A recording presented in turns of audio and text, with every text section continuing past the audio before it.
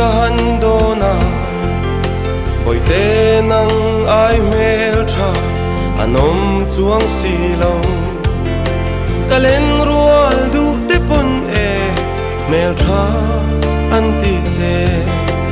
tuang thayan i hualang o min ti o ka thin lai min nem tu ini kalung lai ti lim tu ber ini a o ka van ma ngai vong vong che run hun lengi le chua ka dua ngo tang che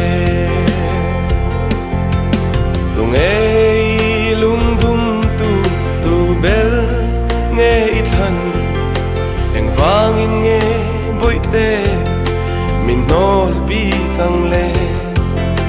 kalen rual du te pon e inin me min ti i chun le zua te pon min yai bi lo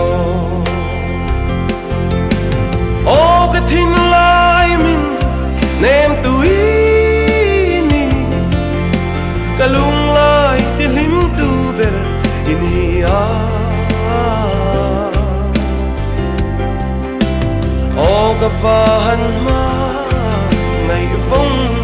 vong che run hun lengi le chua ka dua ngo tang che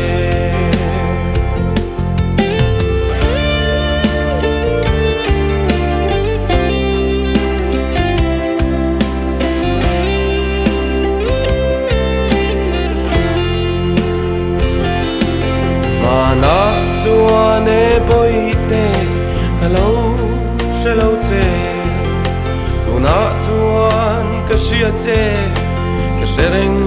ton che kalen rual du te pon e nai mai ro min ti ka chun le zua te po an lim nge o ka thin lai min nem tu ini